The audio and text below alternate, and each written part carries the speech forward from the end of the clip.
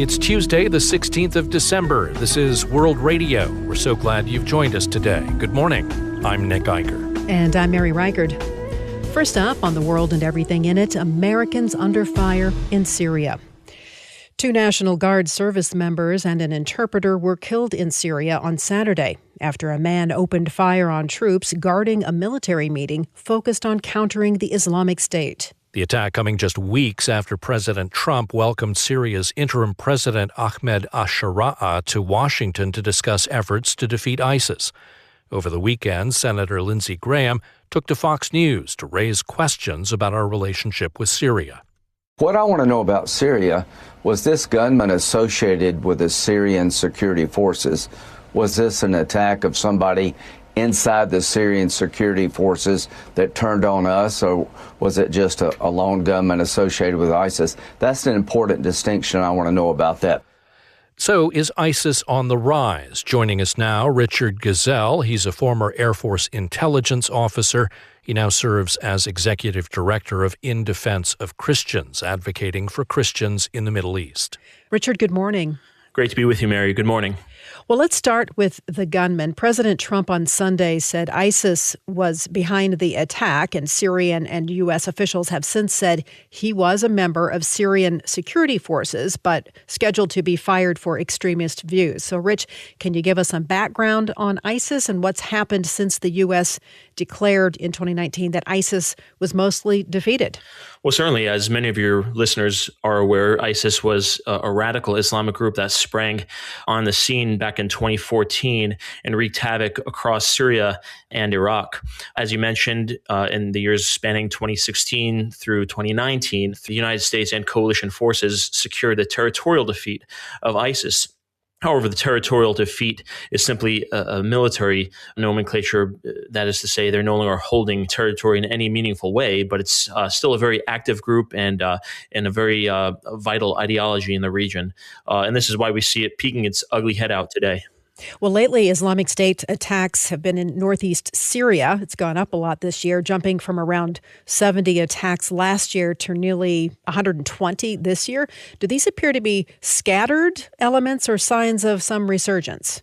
Well, I think it's both, certainly. With the overthrow of the Bashar Assad government last year, it provided a new opportunity for the resurgence of ISIS and other radical groups in the region. Now, one very important thing to point out is when things like this occur in the news, we refer to it as an ISIS attack. Well, ISIS is a nebulous group unified by a common ideology. Now, we don't know where the line is between ISIS and the Nusra Front, or ISIS and HTS for that matter, in the new transitional government.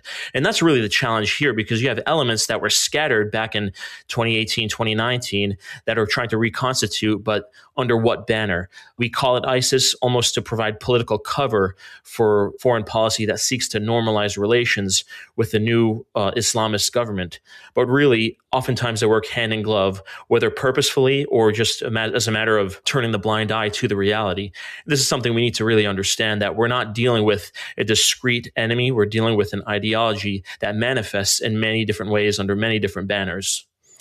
All right, I want to ask you this. The new transitional government leader, Ahmed al-Sharaa, previously fought as a member of al-Qaeda against the U.S., and now the U.S. has waived sanctions against him and affirmed his leadership of Syria. So, Richard, what do you make of this new partnership to quell ISIS in Syria? Do you think it's going to work? Well, I certainly hope it does. I'm certainly not rooting against it, that's for sure. But I do feel that it may have been too much too soon, because we almost jumped into talks and almost normalized relations with them with very little expectations up front, almost like we wanted to fulfill sort of a hopeful dream or hopeful reality for this new Syria that we see unfolding.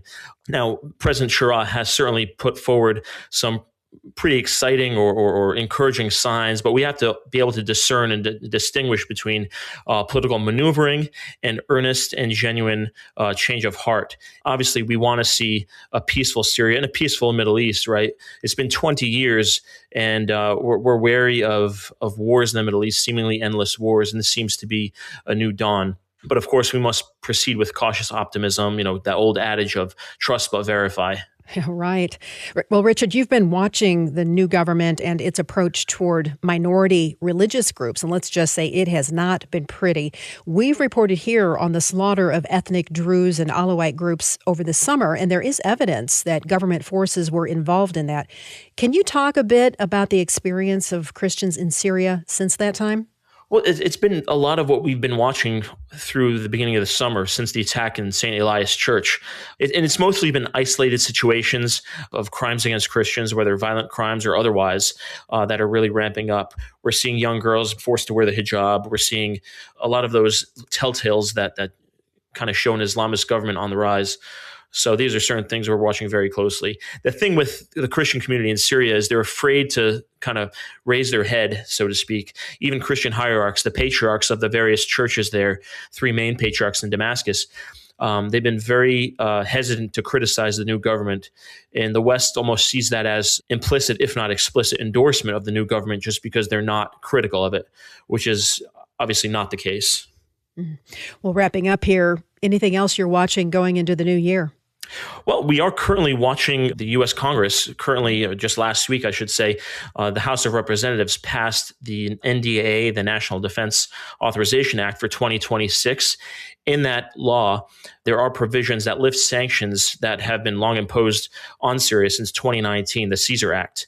With the lifting of those sanctions come a number of conditions that Congress has put in place, such that if Syria shows itself not to be adhering to these conditions, not respecting human rights, religious liberty, then sanctions that were lifted by this law would be reimposed essentially as a result of noncompliance with those conditions. So we are watching this closely. As I said, it's now passed both chambers in Congress, headed to the White House for final signature. So we're very hopeful on that. Richard Ghazal is Executive Director of In Defense of Christians. Richard, thanks so much. Thanks, Mary.